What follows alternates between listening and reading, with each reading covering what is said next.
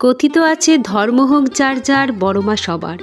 বড়মা না টানলে বড়মার কাছে কখনো আসা যায় না, তেমনি বড়মা কাউকে কখনো খালি হাত ফেরায় না। বড়মার কাছে আসতে হলে আগে জানতে হবে কখন মন্দির খোলা থাকে, কখন মন্দির বন্ধ হয়।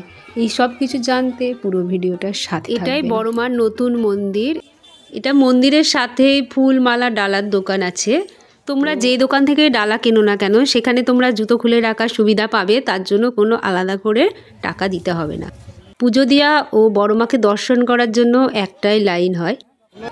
বড়মার মন্দির সকাল 7টার দিকে খুলে যায় আর সন্ধে 8টার দিকে বন্ধ হয়ে যায়, আর প্রতিদিন বড়মার মন্দির খোলা থাকে। বড়মার মন্দিরে তোমরা এখানে এসে দেখতে পাবে বড়মার কোষ্ঠী পাথরের মূর্তি, আর বড় কালী মূর্তি শুধুমাত্র তোমরা কালী পুজোর সময় দেখতে পাবে। এখন বড়মার মন্দিরে এত ভিড় হচ্ছে দর্শনার্থীদের যে বড়মার মন্দিরে এখন পুজো দিতে আসলে পুলিশ প্রোটেকশন দিয়ে লাইন দাঁড় করানো হচ্ছে।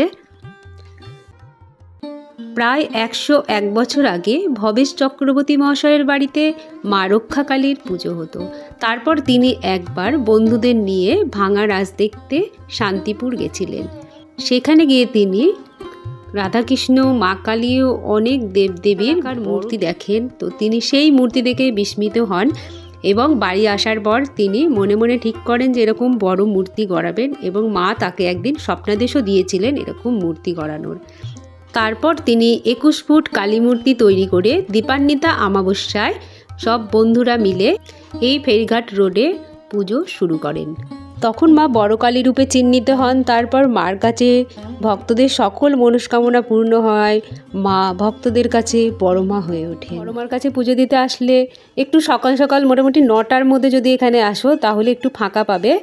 অবশ্যই মঙ্গল, শনি, রবিবার বা ছুটির দিনগুলো ভিড় বেশি থাকবে।